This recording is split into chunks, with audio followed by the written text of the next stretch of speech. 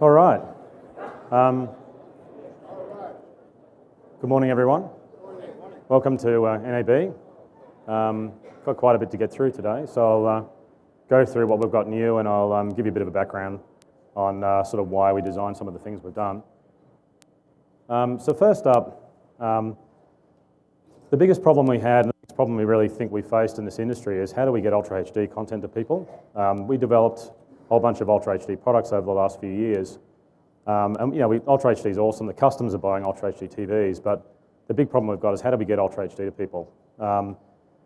In the old days you could sell someone a VHS tape, but how do we really solve this problem of getting Ultra HD content to people? And the big question too is how do I get Ultra HD content to people? So what we've done is we've developed this product called Blackmagic Duplicator 4K. And what it does, it records onto 25 SD cards in real-time H.265 compression. And what that means is if you're recording in real time, which is what I'm doing here, at the end of an event, you can basically sell the content. And I think there's two real big problems here that the industry's got, and I think this sort of solves it.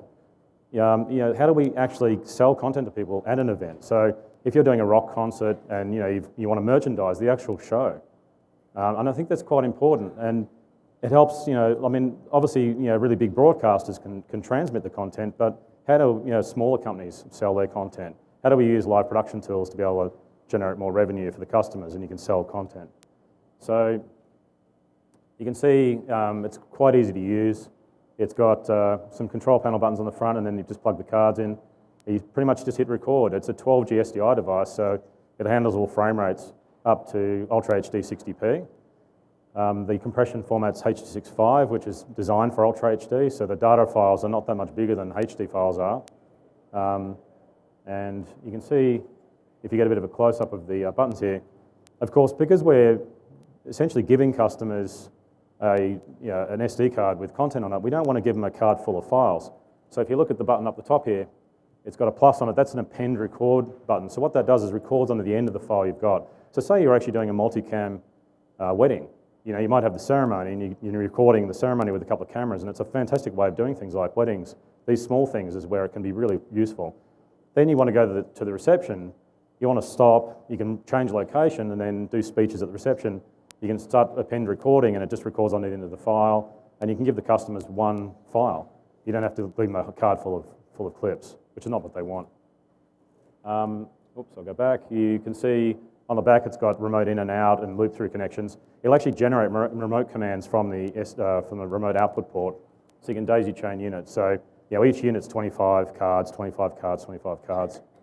And you can see them all daisy chained together. So you can pretty much just keep adding units for as much capacity as you need. And any card, if you sell the cards out the front of the unit, anything you're finished with, you can reformat in the unit. So you can just load up again with the cards, the empty slots, and reformat and keep going. SD cards are very, very thin. They're really nice they pack well. If you make a nice wallet, you can, they present really well to customers. And they're on all computers. And televisions, the H.265 files it records, they've got the right encoded audio, so when you put it into a lot of the Ultra HD TVs, they'll read properly and you can actually play them directly on the TV. You use an SD card to USB adapter. We went to the store and about 70% of the televisions in there were Ultra HD models. I've seen Ultra HD models in Target. I've seen them in the supermarket. I mean, it's just everywhere. The customers have them. We just don't have any way of, we've got all the production equipment. We did a banner at SMPTE this year which said 100 years of Ultra HD because of, for the film scanner. It's a bit of a joke, but I think people don't realise how much Ultra HD is around. There's so much Ultra HD production going on. There's so many televisions out there. We just need this link to bridge the link between the two. So you can see, the sort of usage cases in the fact that you can just sell the content out the front of the unit to people when they're at the event, when they're excited. Like we had one of the people at Blackmagic went to a school concert. It took 6 weeks to get DVDs of that, and you think, DVDs. I mean, this is such old technology. We've kind of lost our way of actually being able to trade our content to people for money. And I don't know why that kind of just disappeared. There's been all sorts of various sort of Blu-ray discs and things, but it just doesn't work. And now we've got Ultra HD, we just don't have any way of delivering it. So, we've been working on this for about 3 years, and it's been quite a large project, but I'm quite happy to finally have it done. You can see you could use it in sporting teams, where you could give all the players a copy of the event. Could I actually get that away so that, sorry, we're just filming and it'd be good to get that out of the way. Sorry. And you can see, in broadcast as well, you're doing large TV program, you can distribute copies to everybody. So it's essentially like, in the old days you used to have a rack of VHS machines.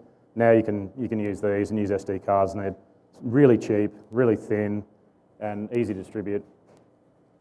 So the Blackmagic duplicator is available now, it's in stock. And we think it should help change the industry quite a bit. I think it's going to make it a lot easier for people to actually trade content with each other.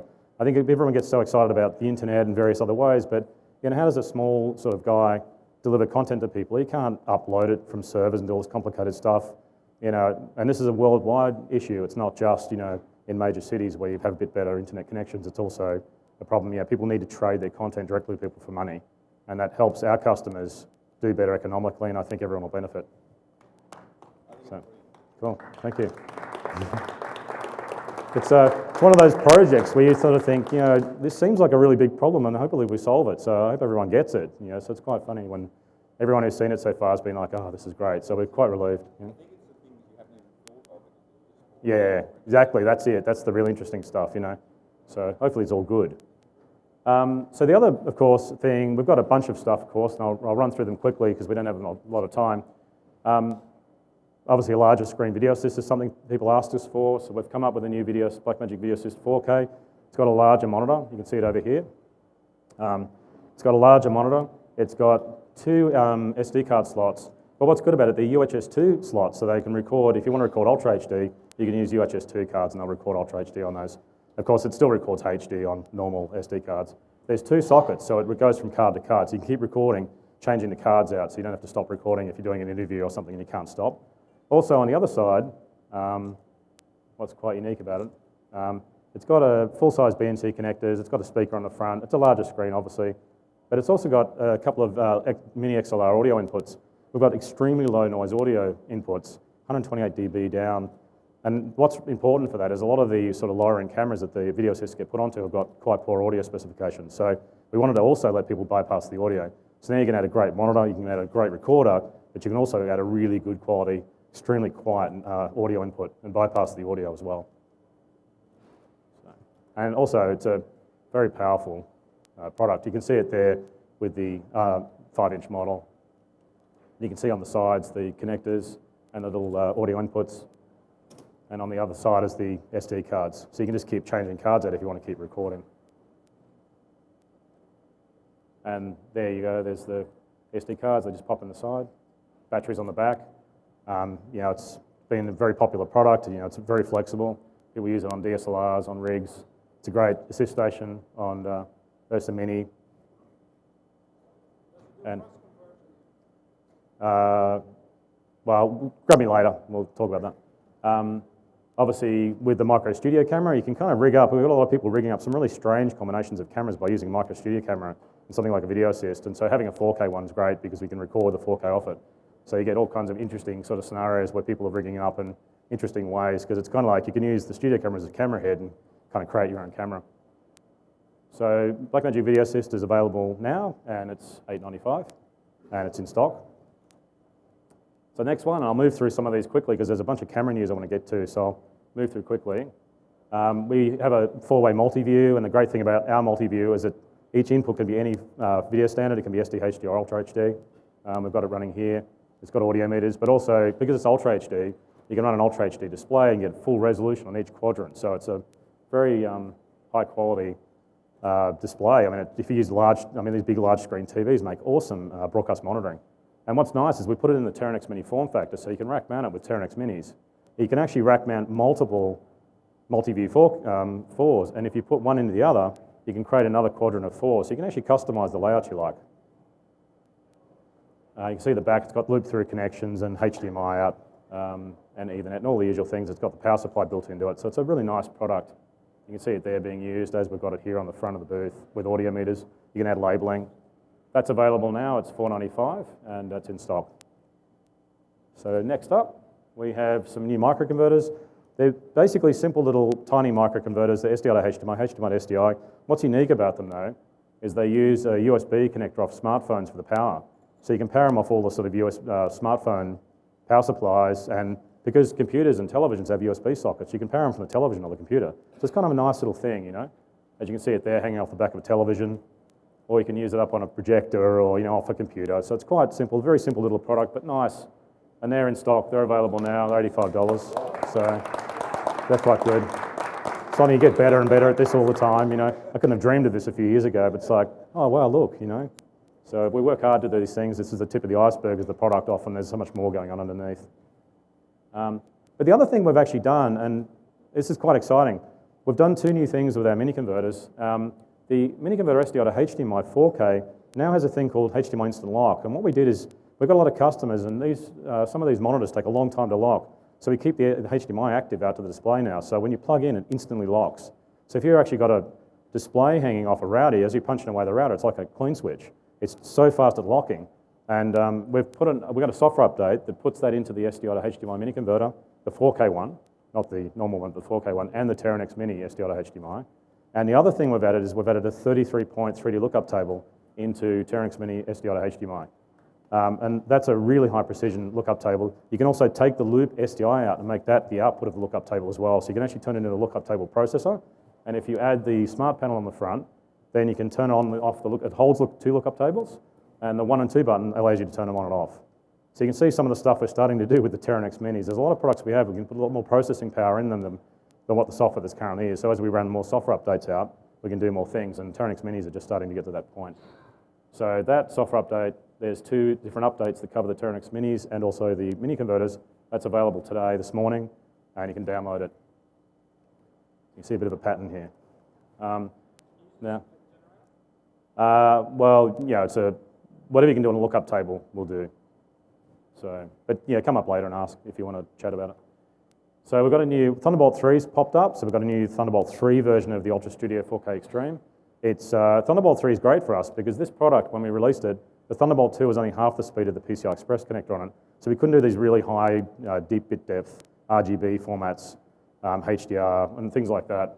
Yeah, so without using the PCI Express connector. So with Thunderbolt, we now get the full speed. And Thunderbolt 3 is a great standard. It's also, Thunderbolt 3 is popping up on Windows. So it's seen as less a Mac-only standard, but more of a standard that's a general industry standard. So we've got the Thunderbolt 3 version of that product.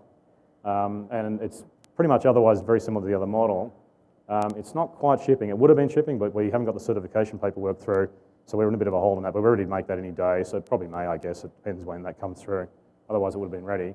But we do have a software update for this product and the DeckLink 4K Extreme 12G card to add HDR support, and DaVinci's got a whole bunch of HDR grading tools in it. And so this has been released, and this will be available this morning to download, and it adds the HDR support, so now you've got a complete HDR workflow.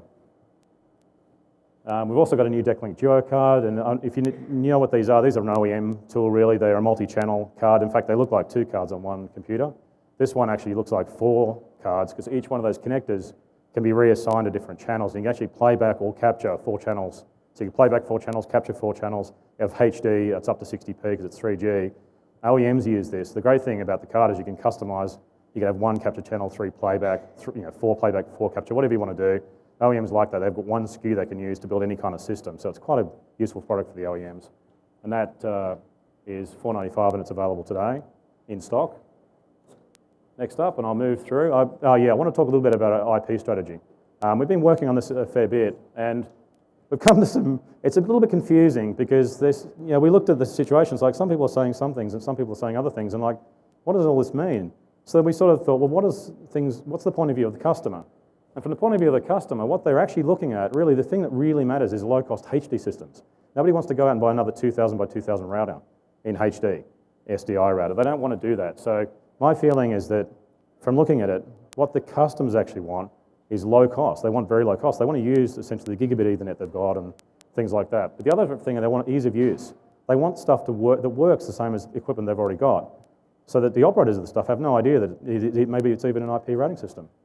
And the other thing is they want open standards. They don't want to lose control of their facility. And what worries us is that there's kind of like a bit of a feeling that, oh wow, we can sell new stuff, and we can get in there and put in big systems and lucrative support contracts. And I just don't know whether that's actually what the customers are wanting. These broadcast guys don't want that. So our feeling is what they really want is they want some of the stuff built into products that maybe they already have or that already exist. they want to make it work like stuff that they already have, and also they want control of their facility. They don't want to lose control of their facility to some large corporation who now come in with all their support guys and there's big support costs. They want control of this. So what we've decided to do is we're going to be part of the TCO Alliance, and we've joined that. And what that'll let us do is we're going to add this, and we've had to pay some license fees to allow to do. We're going to be adding some of this into products we're already shipping. So it'll just appear in an update. So customers will be able to download an update, and suddenly there'll be IP endpoints in probably some of the 12G products we have. The other thing we're going to do is we've made our Video Hub driver manage all the IP devices. So none of the control panels that you have will even know that it's an IP-based system. It'll be the same protocol. It'll all work the same. And it is an open standard. It's being worked through to be an open standard. My feeling is the Video Hub part of this is very important. The Video Hub control panels will operate the whole setup. You'll assign sources and destinations to a router. You decide how big you want the router to be, and then when people use it, they just punch along, and there's no difference. In fact, we're demonstrating this on the front of the booth with 4 IP sources running TCO and 2 destinations, and we're literally just routing with a router control panel the whole thing, and it's all being done. You'd never know that it was actually an IP-based system, and I think that's the way to do this. The customers have control because the setup is exactly the same as a Video Hub router setup. They just set it up exactly the same way. It appears in some products that they already have, so they just start trying it. They might try a link between 2 buildings and add another one, route it a bit, and before they know it, they've built something large and they've done it themselves. This is what matters. It's control, low-cost HD, and easy to use. I think they're the things that actually matter. They're the things that the customers are needing. That's what they're expecting from IP. They're expecting openness and control. That's what we should be delivering. If we deliver that, then I think we're aligned properly with what they need. So that's our plans for that, and we'll be announcing pretty soon the kinds of products we'll be putting this into once we've had a bit more time to work it out. But we're really just to lock this strategy in, and we wanted to tell everybody about it, have chats with broadcasters here about that too. So next up, camera news. So we'll get into some camera stuff. Now, we released the studio camera a couple of years ago, and the first thing that happened is the high-end broadcast guys come up to us and said, oh, it's great, but it's got the wrong lens mount. You should put a lens control connector on it. And I kind of thought, yeah, look, that's a good idea. And what was interesting is the mid-range, it took a while for people to understand what this camera was, an all-in-one studio camera. But the high-end guys are the ones that immediately understood what it was because they already know these things. They know what tally is, they know what talkback is, and all these features, and they love the color corrector. The color corrector has been very popular in this. People have been able to actually do DaVinci primary color corrector on the cameras, and they love it. But my feeling was if we did that, if we put a lens control connector on this camera, it would be wrong. They would still be unhappy. It's just not a super high-end product. It's just an all-in-one studio camera. It does the general kind of use. My feeling is that even if we put a big broadcast lens on the front of that with a control connector, you still can't tilt the viewfinder. So our feeling is we needed to really have a solution for that. And we had the URSA Mini project underway at the time, and so we have worked on that, and we've done changes to basically turn URSA Mini into that perfect solution. So we have the B4 lens mount for HD lenses. We've got PL and EF. We've got the lens control connector on the front, so we can do all that. We've got a combination of new viewfinder, as well as a software update that puts all the studio camera features into URSA Mini. And that will create a really nice studio camera. So you can see it on the front there. It's got a beautiful big tally light, and if we can get the guys to turn that on, you can see what it looks like. So there you see, and it's just wonderful. You've got some camera numbers you can slide in there, so you can customize the camera number. You've got some wonderful joints. In fact, we said to the guys when we were building this that we really just wanted to, the great thing is we've got an all-in-one studio camera. We don't need to compromise on the viewfinder. It doesn't matter really what it costs, just build it and make it amazing, and then we'll just charge whatever that is. Because what mattered was an absolutely, truly professional viewfinder. So if you see on the back, we've got some wonderful controls. We've got some wonderful joints that are very smooth and adjustable. In fact, you can tilt the camera by keeping track of the viewfinder where you want. So you've got some really nice control there that you can control the viewfinder while you're pivoting the camera, which helps if you're tracking, doing golf or something like that, and you need to sort of track the ball, and you just want to hold the viewfinder towards you. So it's great. You can see it's got the tally. It actually supports all the information from the camera, comes up through the same camera control stuff that we do externally through the SDI. So the viewfinder is actually generating all the graphics. It's got some wonderful menus and function buttons there, and you can see you can bring up various menus and change settings. It's got wonderful peaking indicator. You can vary the amount of peaking you want and controls on the brightness, and you can even use your fingertips or the side of your thumb, depending how you want to do it. So it's really quite nice. Just mounts on top of the camera. So as I was saying, the data goes up from the camera into the viewfinder, and so all the on-screen graphics in the viewfinder are set on the viewfinder itself, because the viewfinder knows what the camera's doing. So you don't need to worry about going to the camera menus to do that. So the other side of this is the new software update that we've done for the camera, and that adds all the studio camera features into it. So it's got a combination of multiple things. And you can see some of the stuff we've got here. Yeah, there's camera control and talkback. We've got the same YRGB DaVinci color corrector. Most people don't realize what a YRGB color corrector is, but you can adjust color bounce without chasing gains. But the thing I like about it is you can pull the white up a bit. Most people don't realize it's in there. If you touch the Y indicator on the ATEM control stuff, you can adjust it and you can pop the white out. It just sort of brings whites and things. It just adds a really nice depth to images. It's beautiful. The DaVinci guys know how this works and they love using it all the time. There's detail control, reference timing, and the headphone connector becomes a talkback headset. So it's really nice. So the viewfinder, well, you can see your situations here with using it. So we've got a couple of usage cases in here.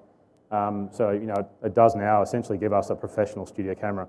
And because it's a digital film camera, I mean, the pictures look amazing. Even looking out of the front here, I was just like, wow, you just get shocked every time you see it. Because when you see it in that studio camera configuration, it's different than when you're doing a digital film like the short film we did.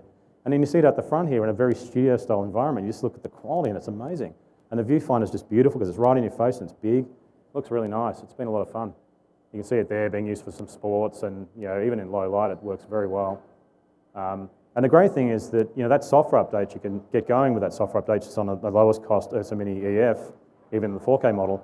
And then as you go through, you can then add the viewfinder later. So it helps people get in at the more entry level, then step up. So it's kind of nice. I like when that's possible. It helps people move up, helps them do work and then realize their ambition and sort of get a few more items when they get bigger. You can see even sort of smaller studios, it's great. So the viewfinder itself, it's going to be towards the end of Q3 because it's finished, but we've just got to get the metal and the tooling finished. So these things are, they do all these beautiful shapes and design. We've got to use all these exotic tools and it costs a lot of money, but it's great when you finally get it through because you can get some shapes and styles that you could never otherwise do. But the software that turns the camera into a studio camera and all the URSA Minis, that's available this morning. You can download it now, so you can get going and doing this straight away. And what's nice about it, it adds in a whole bunch of other things as well, which I haven't had time to talk about. There's things like new color signs for the 4K URSA Mini, so it looks a little bit similar to the 4.6K now. And DaVinci Resolve will automatically pick the right color signs when you load the files in. So there's a whole bunch of other updates in that release, but a lot of it was, studio camera stuff. So to move through, and this is one of the crazy fun products. I don't know if you guys know about Arduinos. They're little microcontrollers that you can do custom projects and things with. We've done an SDI board for an Arduino, which allows us to insert the camera control protocol into the SDI stream. So what you can do is activate it. You can do what they call them sketch. Programs are called sketches in Arduinos. You can put your little codes in there and you take them out of the data manual, out of the instruction manual. We publish the codes for the SDI feed in our instruction manual, and then you can just look those codes up and then you can send them to the cameras. It works with all our studio cameras and now URSA Mini, and you can completely control the camera. You can build your own custom CCU. And this is important because the problem is on all our rack-based products, they've got Ethernet connectors, and everything we have as an SDK or we publish the protocol. People do all kinds of customized solutions. They might look nice designs, but underneath they're professional broadcast or post-production products, so you have to have all that openness. But the camera control protocol is SDI, and it's hard. You have to build an SDI product to actually make it work. And to use it. So with this little Arduino Shield, you'll be able to create all kinds of custom projects. We've got a little board. I actually milled it out myself and put a couple of buttons and knobs on it on the front of the booth, and we're like tweaking the lens and pushing the color corrector and changing the color corrector buttons. It's really funny. But pushing the button and the tally light comes on. It's quite fun.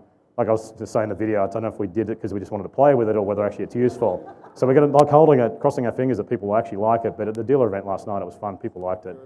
Really, yeah, it's just cool. It's like you got to remember that we, at heart, in this industry, the reason it's such a big full halls full of interesting little companies is because people try things, they experiment.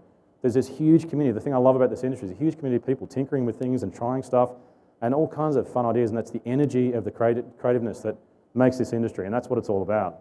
So that's what I love. So this, hopefully, people come up with some interesting little things, so we'll give the sample code away, and it'll be available actually when we start building them, so it'll probably be May or something like that, and it's $95, so they're pretty cheap. But it's probably the world's most sophisticated Arduino Shield, because if you look at what these guys do, they put a temperature sensor or something like that, but this thing's a full SDI board, so it's quite funny. It's quite sophisticated.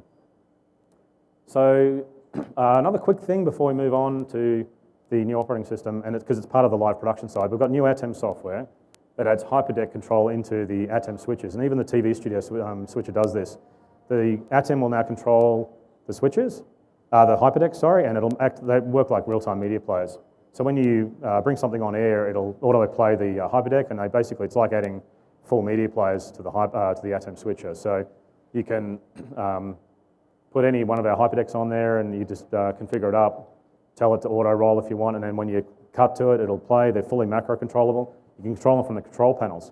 So you could, for instance, you could use it as an automated spot player, roll credits. You could even, if you wanted to, do replays.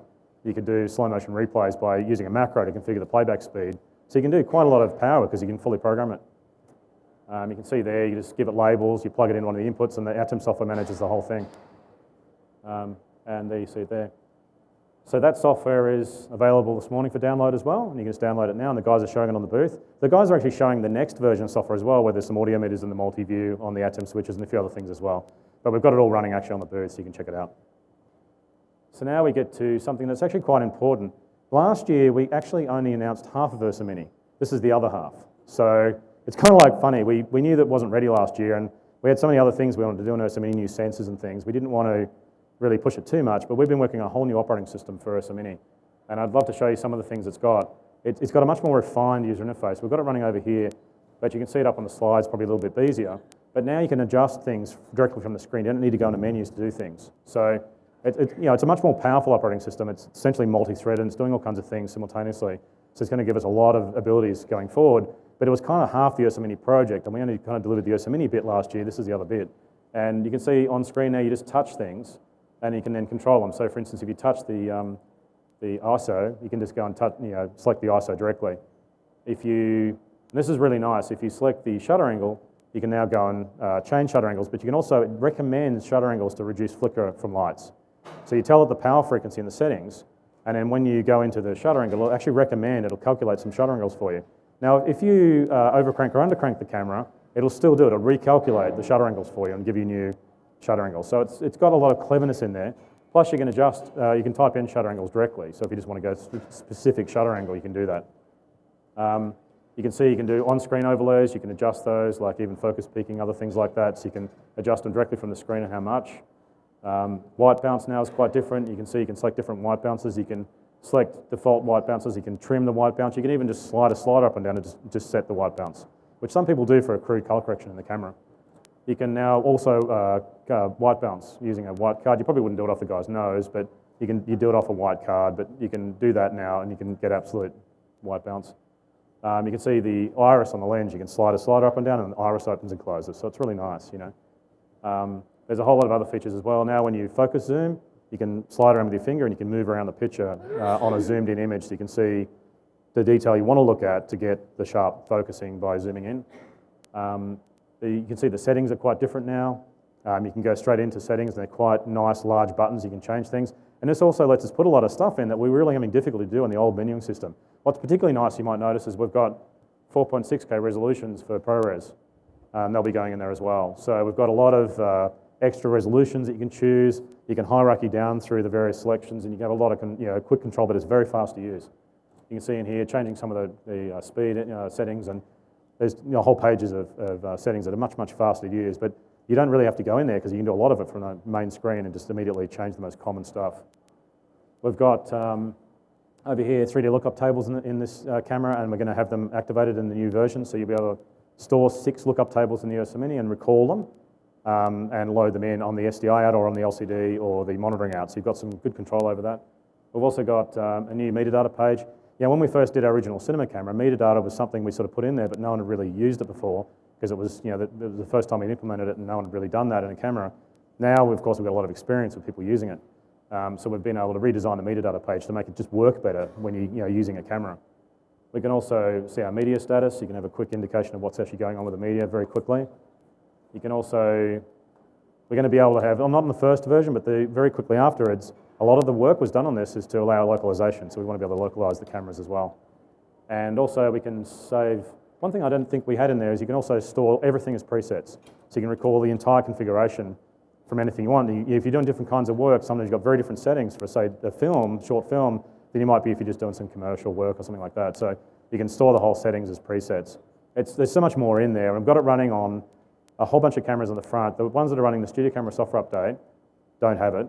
They're running the new software that's shipping this morning, but the other cameras that are used for digital film demonstrations over there, all the 4.6 ones, they're running it. So you'll be able to check it out on the front of the booth. That'll be available in about July.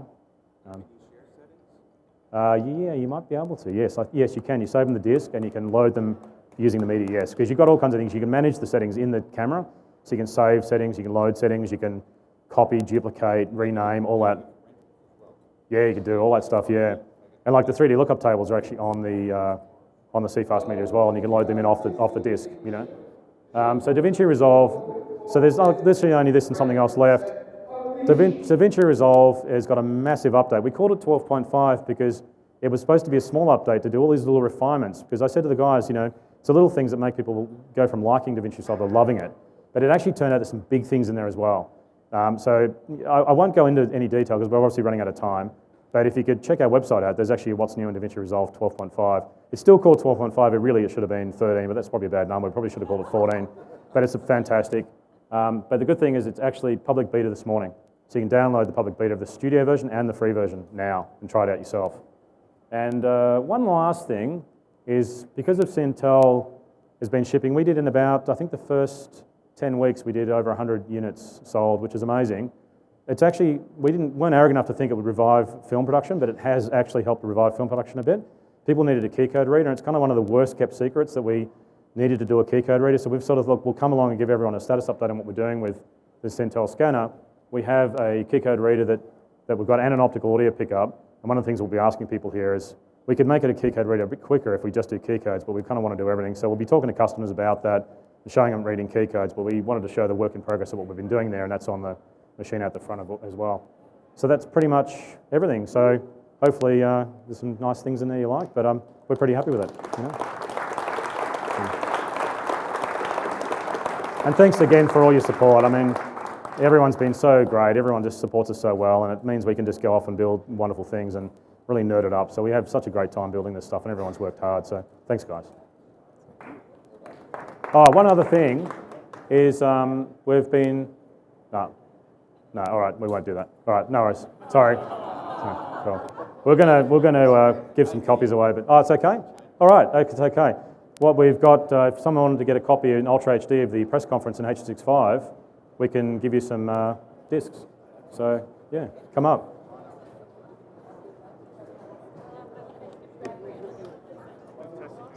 No worries, man.